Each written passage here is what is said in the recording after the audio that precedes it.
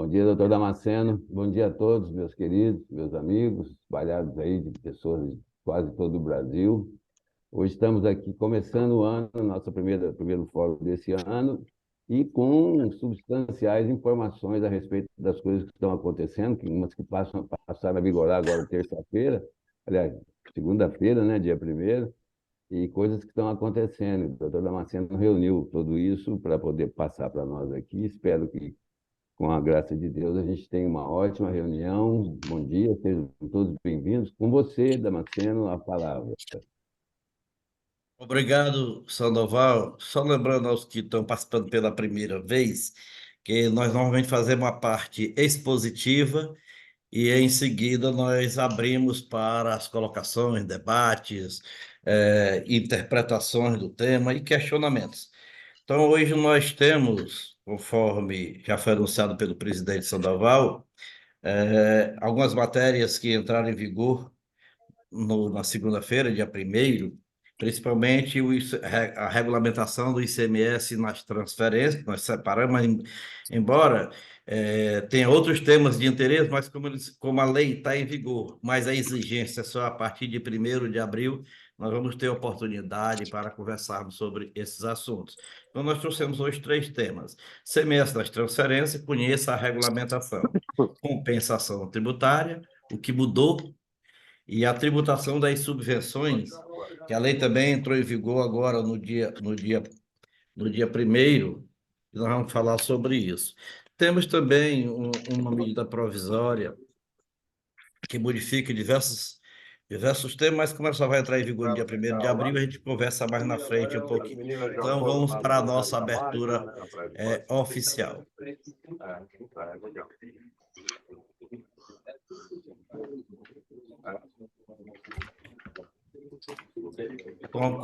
Como nós já falamos, ICMS das transferências, conheça a regulamentação, compensação tributária, que mudou, e tributação das subvenções. Lei já em vigor.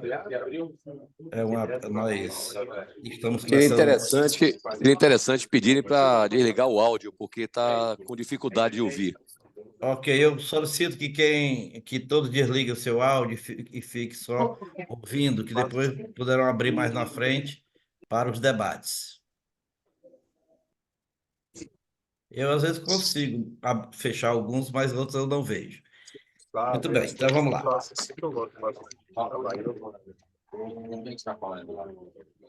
Sim, eu sei.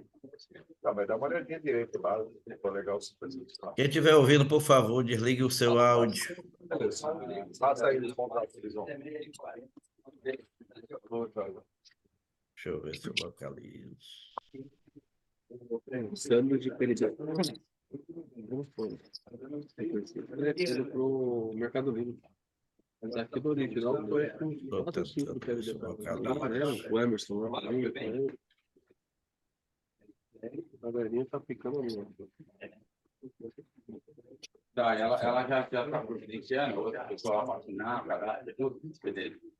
Estamos com o oficial da INDEC aí, cara, e sem a conta, nem tem que dizer esse contabilidade. O pessoal está vendo uma interferência de voz, tem alguém com o microfone ligado, eu pediria que desligasse. Tem uma reunião paralela, nós estamos ouvindo bem.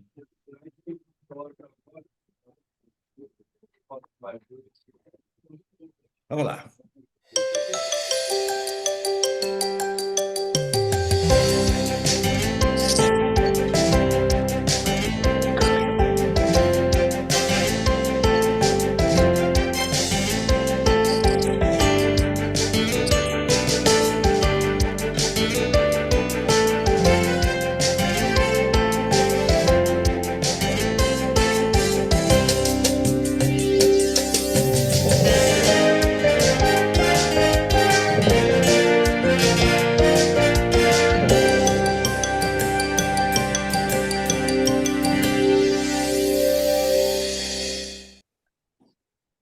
ICMS nas transferências. Conheça a regulamentação. Nós vamos falar do convênio CONFAS 178 de 2023 e da lei complementar número 204 também de dezembro de 2023. de 2023. Está aí as bandeiras dos estados e do Distrito Federal, que é os componentes do CONFAS. Mas nós temos um concorrente aí falando que atrapalha bastante. Bem, semestre das transferências, convênio CONFAS 178, de 1º de 2023, a vigência a partir do dia 1º de janeiro corrente, agora de 2024. Para que ele fosse aprovado, é bom que nós saibamos que esse convênio ele veio com a mesma redação do convênio 174, que foi denunciado pelo Estado do Rio de Janeiro, e como ele ter sido, na aprovação exigida, a unanimidade dos componentes do CONFAS, ele foi revogado. Assim sendo, por parecer do jurídico do CONFAS, chegou-se à conclusão de que a matéria não exigia unanimidade, razão porque foi aprovado por maioria, quebrando aquela unanimidade prevista na Lei Complementar número 24 de 1975. O que foi mantido? A obrigatoriedade da transferência do crédito fiscal. Logo em seguida, nós vamos ver mais na frente que a Lei Complementar número 204 ela trouxe a desobrigação. Quer dizer, a lei não, a aprovação do projeto de lei no Congresso Nacional tirou essa obrigatoriedade, mas no momento da sua sanção, a obrigatoriedade voltou com o veto do dispositivo que deixava a critério do contribuinte transferir ou não. Regula o valor da base de cálculo do crédito a transferir. Então, o que estabeleceu nesse regulamento, nesse convênio, foi todo o procedimento para que houvesse a transferência e como calcular e como lançar nos livros fiscais pertinentes ao ICMS. Então, está tudo regulado nesse convênio CONFAS 178. Ele pega, obviamente, o valor da mercadoria mais recente para ser base de cálculo da transferência. Não importa o valor que venha na nota fiscal. O que interessa é que a base de cálculo tem que obedecer os valores mais recentes das aquisições. Também a manutenção do crédito excedente. O que significa isso? Tem um dispositivo que muita gente tem dúvida sobre a questão da manutenção do crédito excedente. Vamos pensar o seguinte: um estabelecimento adquiriu uma mercadoria no mercado interno de São Paulo. Então, o crédito do ICMS digamos, de 18%. Então, 18% entrou como crédito do ICMS. Quando transfere para um estabelecimento fora do estado de São Paulo, o crédito a ser transferido é de 12%. Então, ficaria um excedente de 6%. Esse excedente de 6% fica na conta gráfica do contribuinte, ele pode utilizar para compensações futuras, ou seja, fica mantido esse excesso de crédito entre a aquisição e a transferência da mercadoria. Tudo isso ocorreu em virtude da declaração, ação direta de constitucionalidade, obviamente, número 49, do Estado do Rio Grande do Norte. Não ocorre com a tesoura do ICMS, mas tem que ter o... Só tem gente falando com o microfone aberto. Que foi declarado que o imposto exigido na transferência pelo Estado de origem era inconstitucional. Então, não haveria o destaque do ICMS, não haveria a obrigação de recolhimento desse ICMS. O Supremo Tribunal Federal deu até 31 de dezembro do ano passado um prazo para que os estados regulamentassem essa matéria. E os estados fizeram através daquele convênio CONFAS 178 que nós comentamos no slide anterior. Mesmo assim, tramitou um projeto de lei, veio do Senado Federal, na Câmara Federal recebeu o número 116/2023, que foi aprovado e foi transformado na Lei Complementar número 204 de 2023, publicada em dezembro de 2023. A lei, com o veto, ela tem exatamente perfeita sintonia e harmonia com o convênio 178, por conseguinte, a matéria está devidamente, no nosso entender, regulamentada. Então, o que está previsto na lei? Conforme a decisão do Supremo Tribunal Federal, não ocorre o fato gerador do ICMS. A lei assegura o crédito na transferência e manda para a regulamentação. Ao assegurar o crédito da transferência, mandou para a regulamentação a possibilidade de determinar a obrigatoriedade dessa transferência.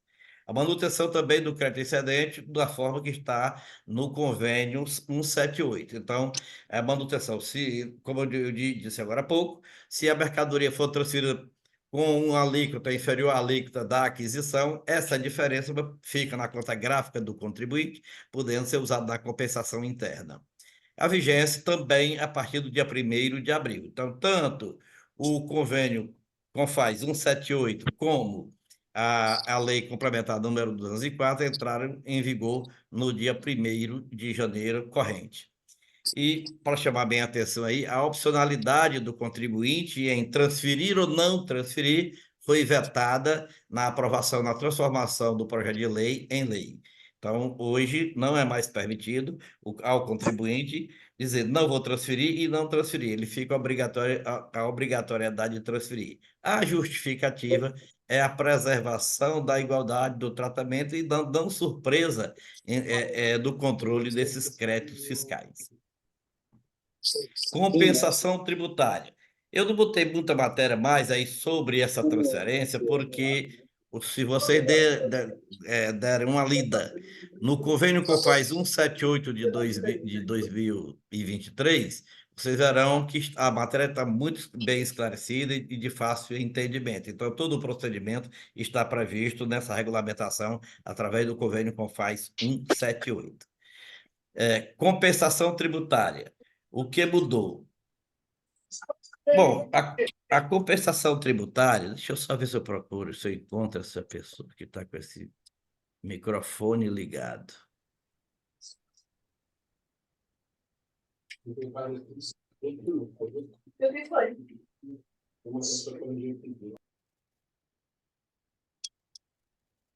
Deixa eu ver.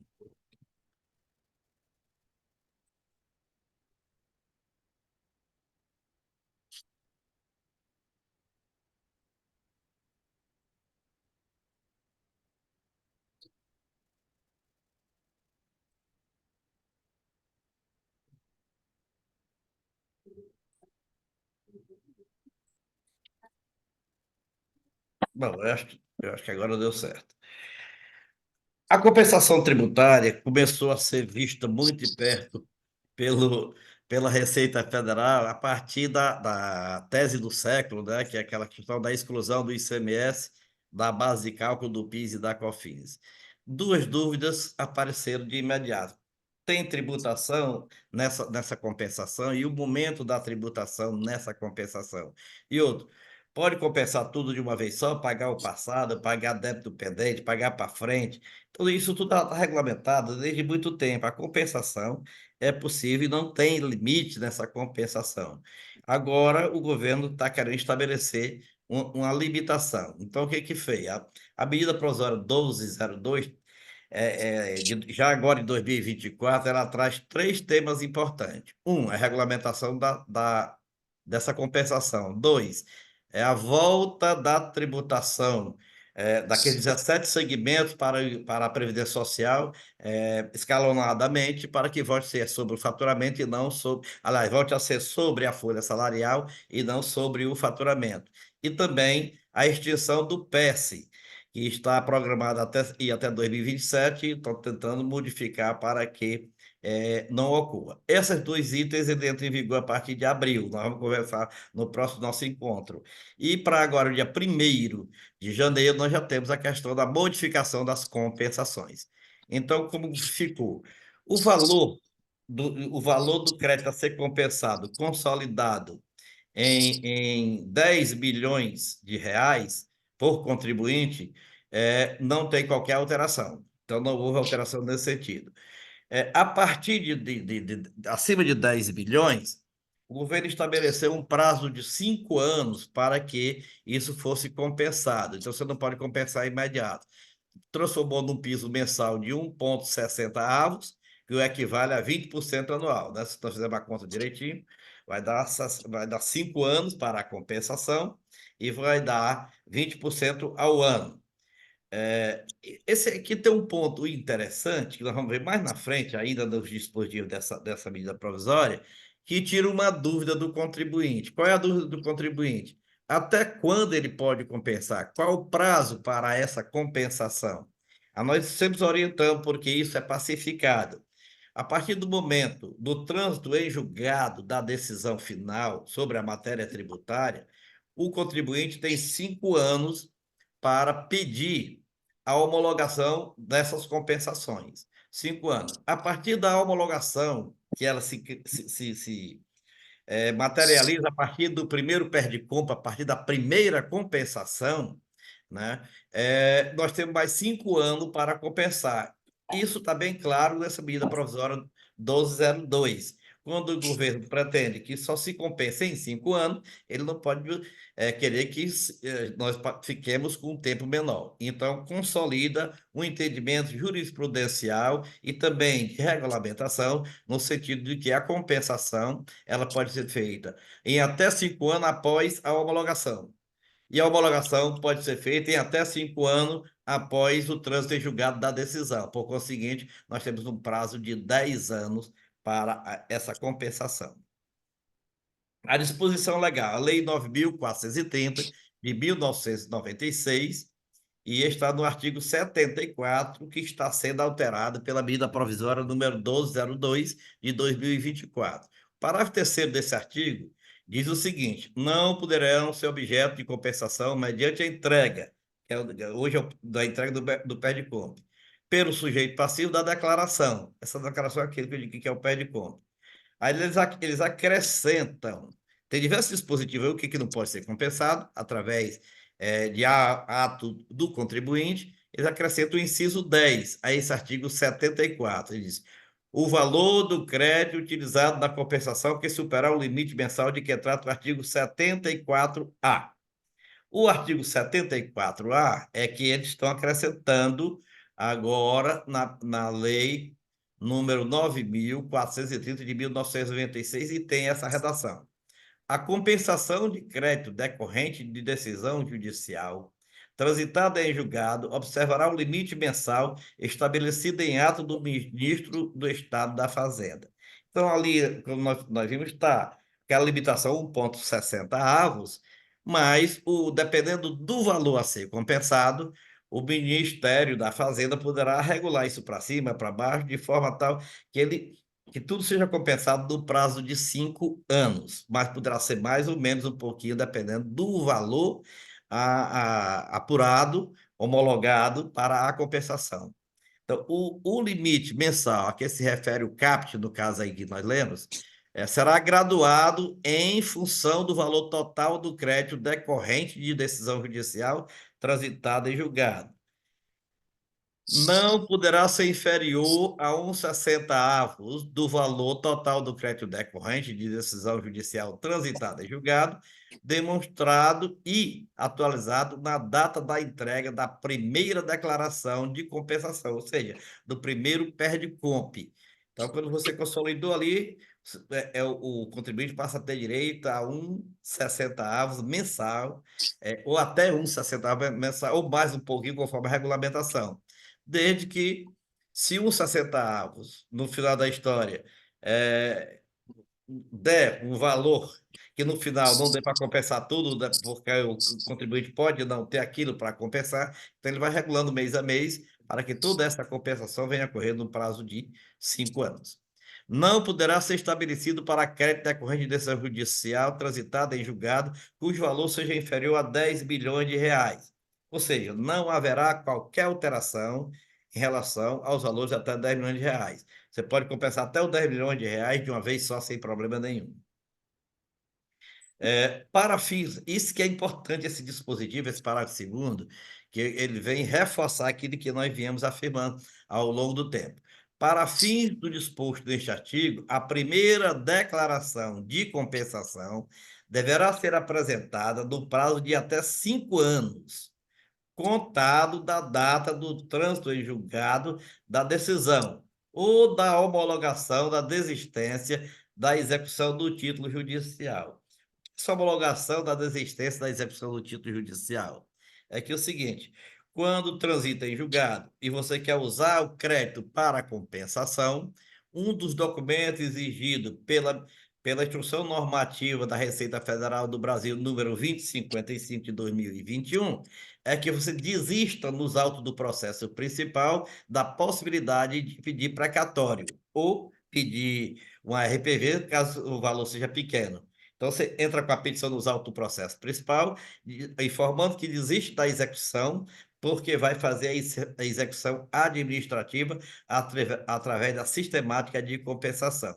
Então, esse dispositivo está dando dois momentos. Primeiro momento, trânsito em julgado da decisão no processo principal. Segundo momento, homologação da desistência da execução do título, ou seja, isso dá mais um tempo ao contribuinte, além daquele tempo de 5 anos. Esse 5 anos pode ser elastecido por 1 ou mais. Já que você tem 5 anos para apresentar a desistência da execução, você pode pedir essa desistência e ser homologada no 4º ano, então você teria mais 4 anos para frente, o que daria a você 14 anos ou mais um pouquinho para compensar, tomando como base o trânsito julgado da decisão. Tributação dos incentivos fiscais. Isso é o calo maior que veio para o setor atacadista distribuidor. A partir do dia 1º de janeiro, principalmente para aqueles que têm convênio com os estados para a redução da carga tributária do ICMS. Então, essa lei 14.789 foi aprovada com uma certa velocidade do Congresso Nacional e entrou em vigor no dia 1º de janeiro de 2024. Poderíamos questionar, por que não no dia 1º de abril? Porque o prazo de 90 dias foi cumprido na vigência da medida provisória 1185, que deu origem a esta lei. Então, ela entra realmente em vigor no dia 1º de 24. Agora, vejam como vem a emenda dessa lei, trazendo um eufemismo muito grande. Ela vem para tributar o incentivo fiscal, mas às vezes cria tributação em cima do incentivo fiscal, diz de forma com eufemismo dispõe sobre o crédito fiscal decorrente de subvenção para a implantação ou expansão de empreendimento econômico. Então, cria um crédito fiscal em cima desse valor dessa subvenção, mas, ao mesmo tempo, tributam o que eles não consideram subvenção e não era tributado. Então, poderá ter direito o crédito à pessoa jurídica tributada pelo lucro real. Exclui o que tiver no lucro presumido. A empresa que tiver lucro presumido e tiver esses incentivos fiscais não entra nessa seara aqui. Mas, por conseguinte, também tem um probleminha maior que nós vamos ver: a revogação de um dispositivo que regulamentava essa matéria. Então, vamos lá. Poderá ter crédito... Por gentileza, pessoal, vê se desliga o microfone. Poderá ter crédito a pessoa jurídica tributada pelo lucro real que receber subvenção da União, dos estados, do Distrito Federal ou dos municípios para implantar ou expandir empreendimento econômico. Implantar ou expandir empreendimento econômico. Então, nós temos aí, no caso do LIS, nós temos diversos itens de custo que estão enquadrados na condição de subvenção. Requisitos para a habilitação. A empresa precisa se habilitar se for beneficiária de subvenção para investimento concedida por ente federativo, município, estado ou União. A veato concessivo da subvenção é editada pelo ente federativo anterior à implantação ou à expansão do empreendimento econômico. Então, você vai construir uma câmara, digamos, um depósito com câmara frigorífica e pede o incentivo nesse sentido, para essa expansão ou para a implantação. Então, esse projeto tem que ser aprovado antes pelo ente que concede, no caso o município, ou o estado, ou a própria União, para depois você pedir a habilitação. A veato concessivo de subvenção editada pelo ente federativo, que estabeleça expressamente as condições e as contrapartidas a serem observadas pela pessoa jurídica, relativas à implantação ou à expansão do empreendimento econômico. Ou seja, a questão das normas pertinentes as obrigações de direito do ente federativo e do contribuinte que está pedindo a subvenção, as contrapartidas que estão estabelecidas para que aquilo seja concedido ou tenha validade. O importante é que desde que se fala desse assunto, desde que a medida provisória foi publicada, que se fala em débitos anteriores, ou seja, que, os contribuintes estariam devendo à União sobre essas subvenções. E eu sempre estou dizendo que, se seguir as normas das leis estaduais e da lei complementar número 160, aquela lei de 2017 que prorrogou os incentivos fiscais, que regulamentou os incentivos fiscais de todos os estados e deu aos estados, aliás, ao comércio, melhor dizendo, até 2022, e deu à indústria até 2032, depois, através daquele PLP 05, foi prorrogado o incentivo do comércio até 2032, isso ali está protegido. Agora, com a revogação daquele dispositivo que ocorreu por esta lei 14.789, obviamente, a partir do dia 1º de janeiro, eles já não podem mais deixar de ser tributados. Mas querem afirmar, então, que não tem débitos anteriores. E terá o débito anterior. Quem tem o débito anterior? Aquele que reduzia a sua carga tributária do ICMS sem ter um convênio, sem ter um termo de acordo, um RAT, junto, ou melhor dizendo, um RET, um regime especial de tributação, junto ao Estado. E quem não tem esse documento, ele realmente tem um débito anterior a ser pago. Esse débito anterior, obviamente, ele pode ser objeto, conforme a lei, de daquela transação tributária especial, em que você pode pagar esse débito com precatórios ou parcelá-lo da forma que nós já comentamos anteriormente, mas eu remeto vocês para a leitura desse artigo 30 da Lei 12.973 e também daquela lei que foi, no final do ano, sancionada pelo então presidente em exercício, Geraldo Alckmin, que regula exatamente a transação de débito à Receita Federal do Brasil. Este é o tema que nós trouxemos para a exposição hoje. Nós estamos com 55 participantes, tem um que realmente não desligou o microfone em momento algum e atrapalhou um pouquinho a transmissão. Então, nós estamos abrindo nesse momento os debates, devolvo o debate para a presidência do Sandoval, para que possamos abrir os debates. Obrigado, doutor Damasceno, maravilhoso. Tudo que está acontecendo agora, não sei como é que você conseguiu reunir isso em tão pouco tempo e escrever, né, tudo isso e explicar. Então, Não obviamente, todos curtindo o nós... fim de semana e nem o feriado. Eu imagino. Eu imagino que as coisas estão acontecendo, né? Estão acontecendo agora, está sendo editado, está saindo no Diário Oficial, quer dizer, então é complicado. Parabéns, obrigado pelo teu esforço. Eu vou deixar então aberto para o pessoal, que eu acho que a maioria tem muitas dúvidas e a gente tem que aproveitar aí a sua sapiência, o seu conhecimento e o seu esforço para poder, de alguma forma, melhorar o entendimento sobre tudo isso, porque é de grande interesse do nosso setor. Pessoal, está aberto aí o microfone para vocês fazerem perguntas. Muito bem. E quem quiser fazer alguma complementação também está liberado, por favor.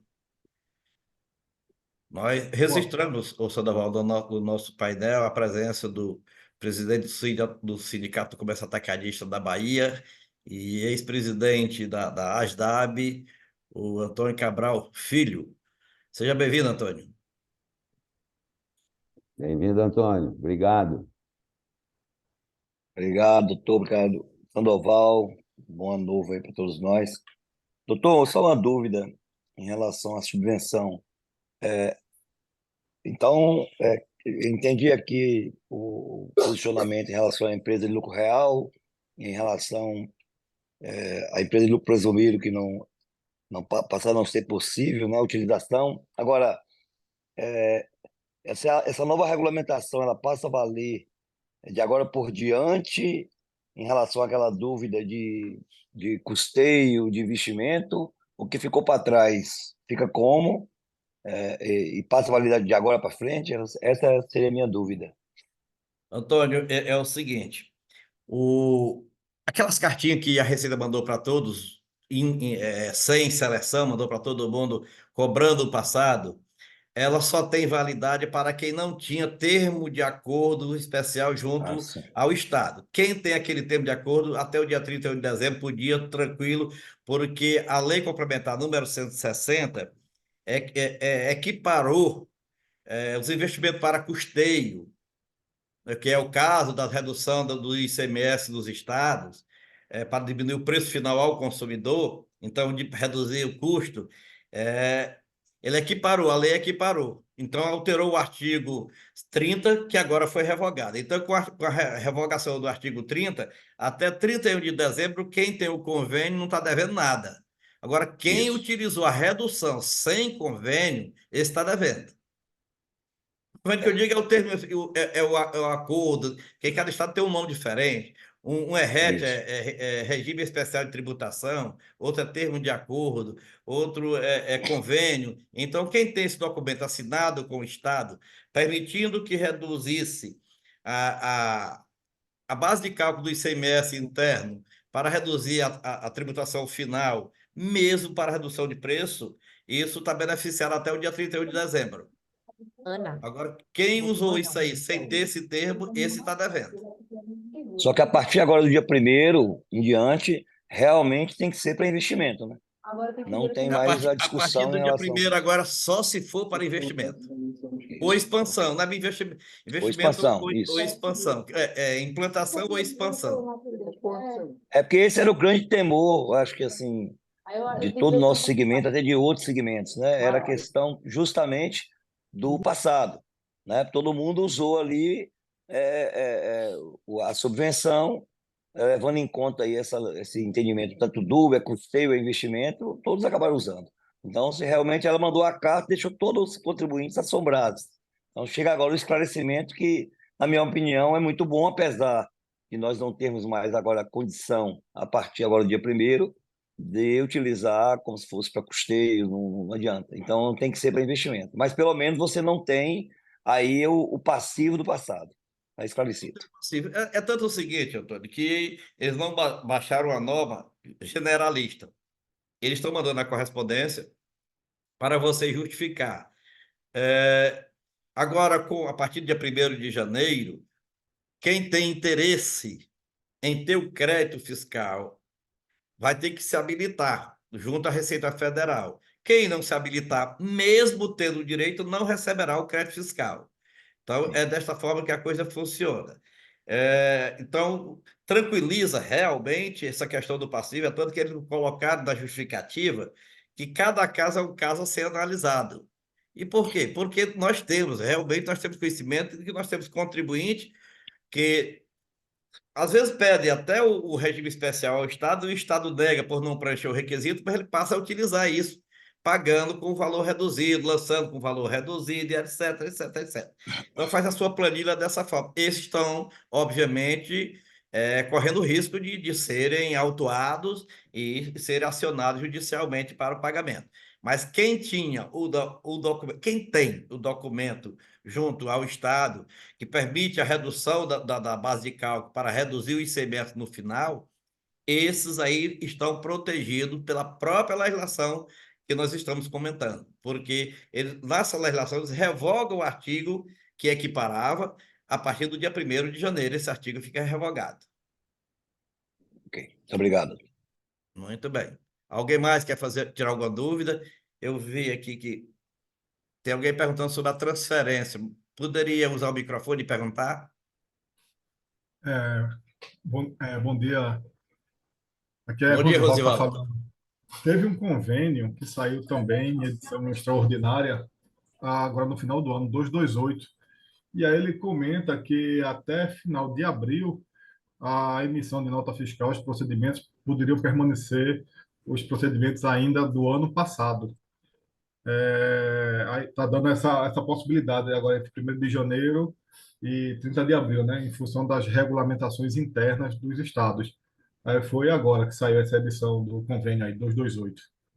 Certo, obrigado, Oswaldo. Na verdade, eu não vi esse convênio, mas ele só faz prorrogar o prazo para que você se adeque, não é isso? Exato, ele está dizendo lá, eu até coloquei aí nas notas, a legislação ela é bem curtinha, né? Os estados e o Distrito Federal, em relação às transferências interestaduais de mercadoria entre estabelecimentos da mesma titularidade, até a regulamentação interna dos novos procedimentos, ficam autorizados a permitir a aplicação dos contribuintes às regras de emissão do documento fiscal vigente a cada data federada em 31 de dezembro. Aí está Muito dizendo que bem. esse caput ele Então, vale pessoal, muito obrigado, até. Oswaldo, pela atualização. É uma contribuição muito valorosa, porque aquela obrigação de você fazer já o destaque, transferindo a partir do dia 1º de janeiro, fica prorrogado por mais 90 dias, né? Obviamente que ele não regulamentou a questão da obrigatoriedade do destaque para pagamento. E como isso já não é mais obrigado, então ficou essa lacuna sobre pagar ou não pagar no estado de origem, porque isso está dispensado. A partir de 1º de janeiro está dispensado. Então, ele fica a critério do contribuinte essa alternância aí, né? Conforme o estado. Você podia só repetir o número desse convênio? 228. É o 228. Então, o 178 vem complementado pelo 228, que autoriza a manter a mesma sistemática até o dia 1º, até 31 de março, não é isto? Não, 30 de abril. 30 de abril, então, entre em vigor Exato. dia 1º a obrigatoriedade fica em vigor dia 1º de maio. Exato, exato. Ok. Então, remeto a todos para dar uma leitura nesse convênio, porque ele vem complementar o 178. Mais alguma colocação? Não, não, tranquilo. Obrigado, Rosivaldo. Obrigado também. Alguém mais? Bem, senhor Dorvaldo, nós não temos mais nenhuma colocação. Esse Ô, material vai. Opa! Damasceno, bom dia, Bárbara, tudo bem? Oi, Bárbara, bom dia. Tudo bem, Bárbara? Eu gostaria de tirar uma dúvida, que eu vi que vários Bárbara de estados Minas Gerais. de Minas, exatamente, eu estou tentando ligar minha câmera aqui, mas não estou conseguindo. Alguns estados já regulamentaram, né? Já recepcionaram o convênio através do decreto. E eles Isso. reproduzem exatamente a mesma redação do decreto, do convênio, perdão. Então, fica obrigatória.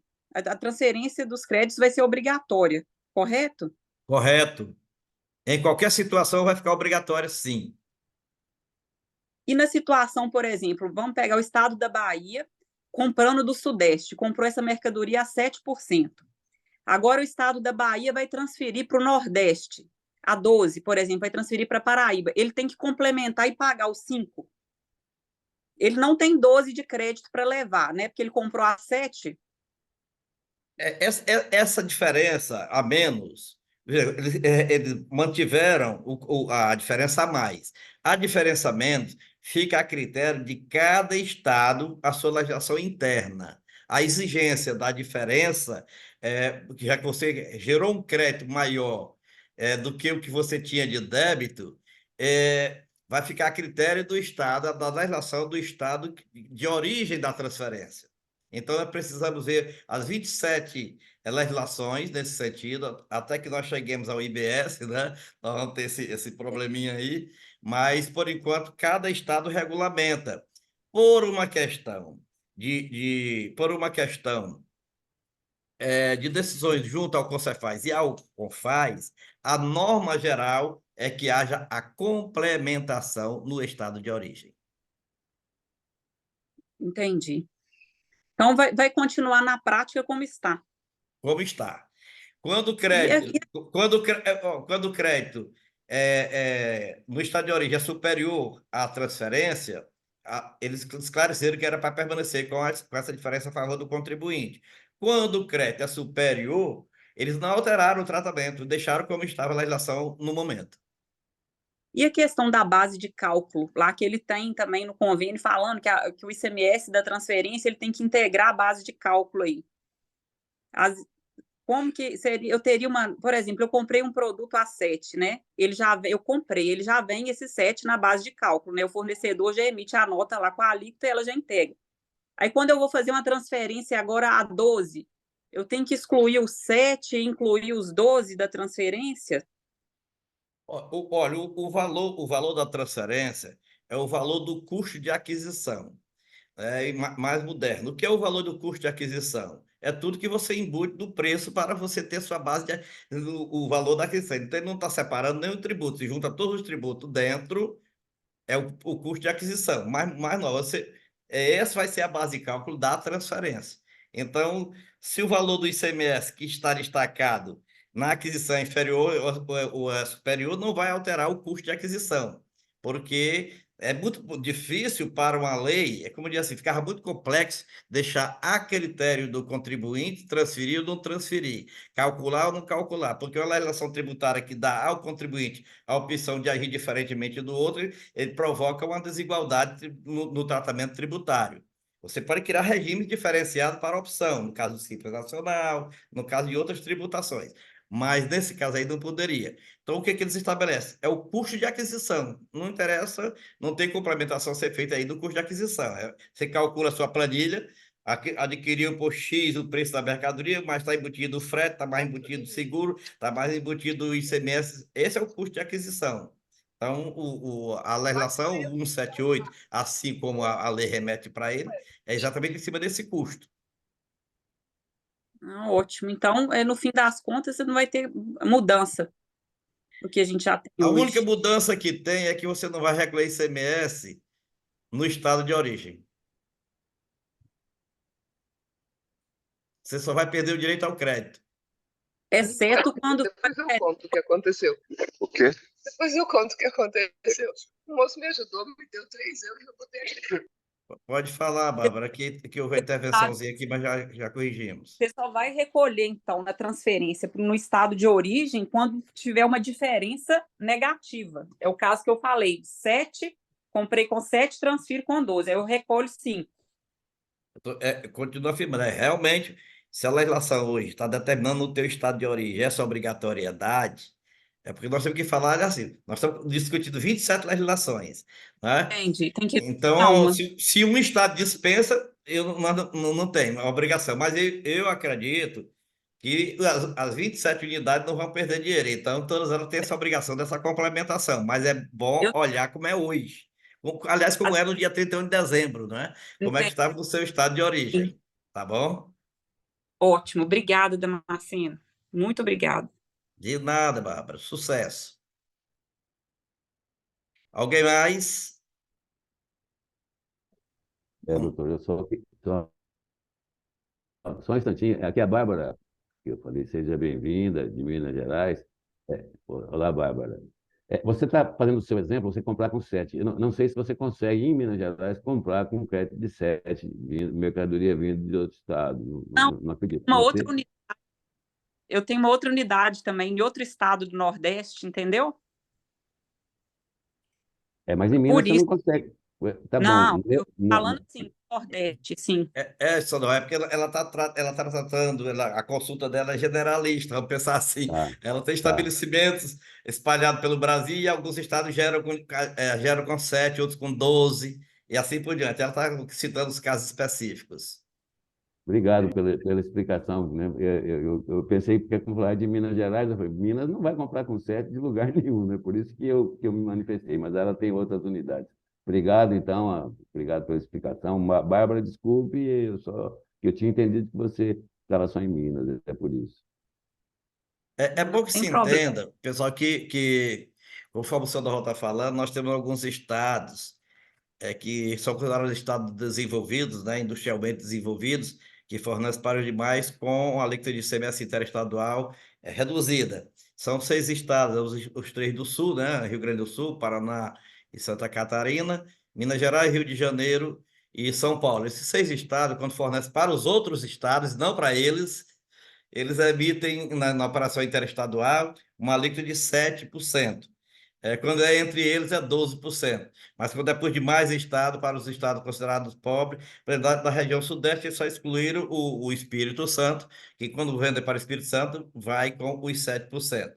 Então, fora isso, é tudo com 12%. Então, entre os demais estados, a operação interestadual é com 12%. É por esse questionamento. 7% adquire, o estado de Minas realmente não tem condições de adquirir com 7% de ninguém, né? Não é isso, Adavaldo? É, exatamente isso, né? Já que você está dentro do comentário aí, não tem nada a ver, mas o Espírito Santo hoje é um estado muito mais desenvolvido do que muitos outros estados, né? E está no Sudeste. Um dia a gente vai igualar essas alíquotas aí para ficar o Sudeste, o Sul e, quem sabe, outras regiões também. Enfim, tem muita coisa acontecendo aí que vai modificar o tratamento com relação aos entes da federação. Mas isso é outro assunto. Eu estou só, eu tô O só, critério foi de industrialização, não é? é, Na época dessa implantação. é, Muito bem, continuamos à disposição. Havendo silêncio, Adaval, nós podemos encerrar nosso encontro de hoje, agradecendo a participação de todos. Nós chegamos a ter quase 60 participantes, hoje estamos com 56 na tela no momento. Desejo a todos. A dona Lúcia Penac, ela tentou entrar ontem. Aí eu quase liguei.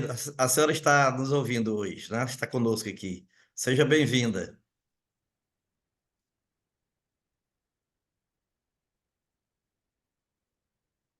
Pois muito bem. Então, eu desejo a vocês um 2024 bem produtivo. Nós vamos trabalhar bastante, porque agora já temos a entrada em vigor no dia 1º de abril de mais alguns dispositivos.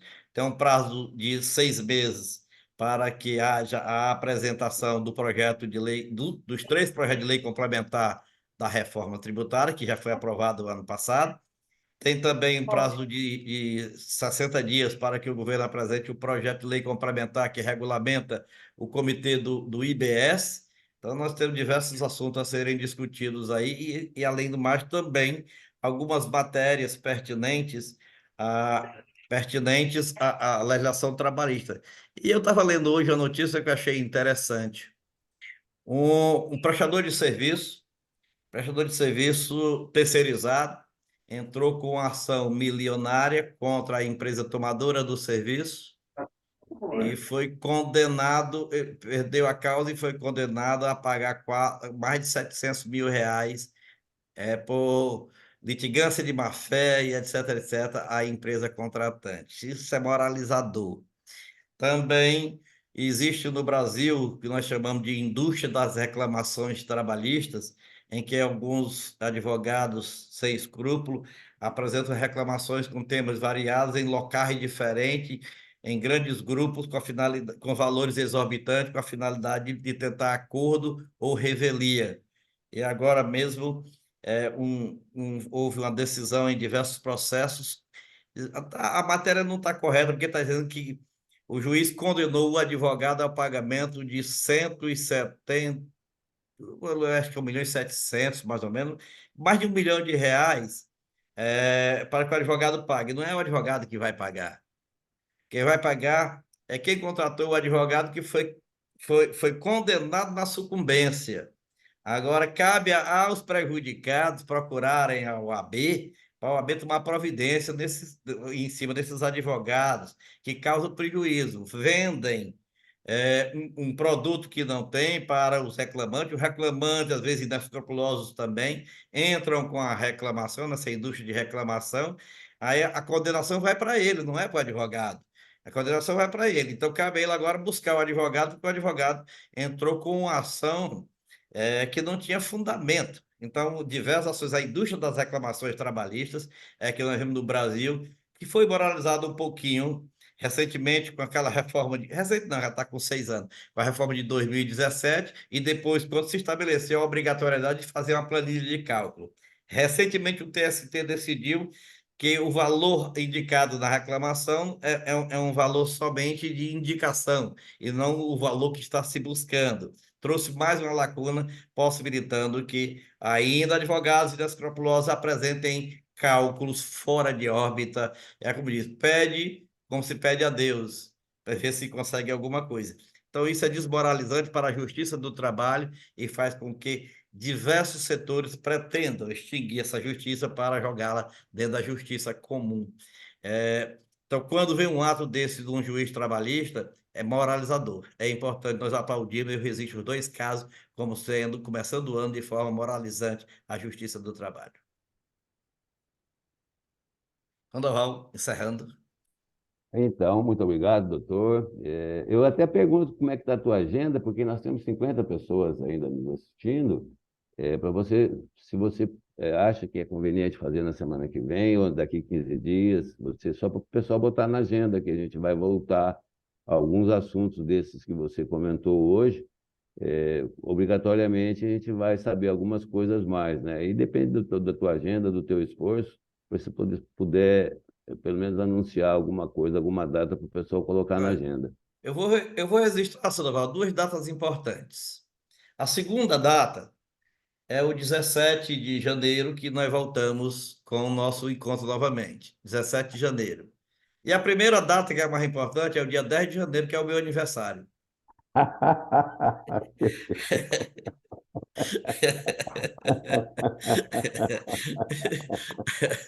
Muito bem. Aí agora eu digo, pode mandar Pix, né? Então nós nos encontraremos no dia 17, nesse mesmo horário novamente, tá ok? Muito obrigado a todos vocês e até lá. Por favor, Sandoval, encerrando. Obrigado a você, doutor, pelo teu esforço aí, dos teus dias, teus feriados e fim de semana, e trabalhando para poder nos ajudar e trazer aí essas evoluções, enfim, as atualizações legislativas. Muito obrigado a todos. Fiquem com Deus, que tenhamos bons dias pela frente aí, bons negócios. Vamos começar esse ano aí e vamos lá, vamos que vamos, como se diz lá na minha terra. Obrigado a todos, fiquem com Deus. Obrigado, doutor. Um abraço, até mais, pessoal.